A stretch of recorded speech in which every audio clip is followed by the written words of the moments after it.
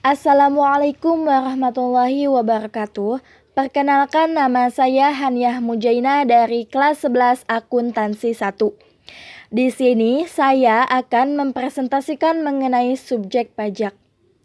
Apa sih yang disebut dengan subjek pajak? Subjek pajak adalah orang pribadi atau badan yang ditetapkan oleh peraturan perundang-undangan yang berlaku. Landasan hukum subjek pajak yaitu pasal 2 sampai dengan pasal 3 Undang-Undang Pajak Penghasilan. Subjek pajak dalam pasal 2 ayat 1 dan 1A yang pertama, orang pribadi atau OP, yang kedua, warisan yang belum terbagi sebagai satu kesatuan bersifat menggantikan yang berhak. Yang ketiga, badan. Yang keempat, bentuk usaha tetap atau BUT. Apa sih yang disebut dengan bentuk usaha tetap? Bentuk usaha tetap merupakan subjek pajak yang perlakuan pajaknya dipersamakan dengan subjek pajak badan. Subjek pajak dalam pasal 2 ayat 2 dibedakan menjadi dua, yang pertama dalam negeri, yang kedua luar negeri.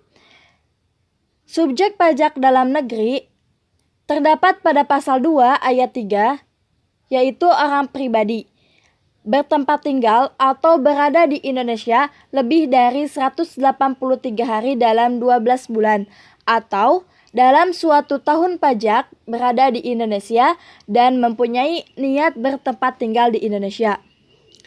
Sebaliknya, subjek pajak luar negeri pasal 2 ayat 4 yaitu orang pribadi yang tidak bertempat tinggal di Indonesia atau berada di Indonesia tidak lebih dari 183 hari dalam 12 bulan.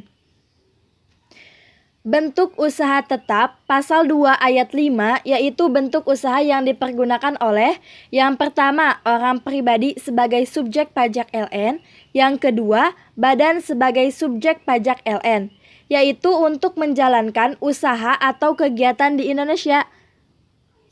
Lalu, apa saja bentuk usaha tetap? Yang pertama, tempat kedudukan manajemen. Yang kedua, cabang perusahaan. Yang ketiga, kantor perwakilan.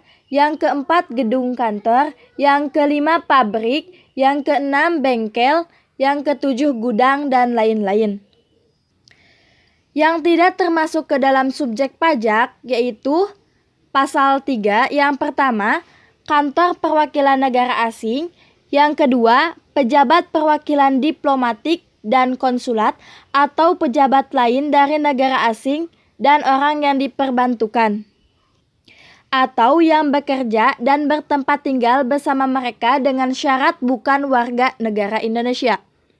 Yang ketiga, organisasi-organisasi internasional yang ditetapkan oleh Menke dengan syarat Indonesia menjadi anggota organisasi tersebut.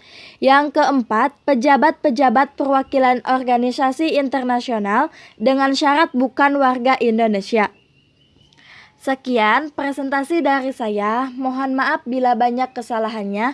Wassalamualaikum warahmatullahi wabarakatuh.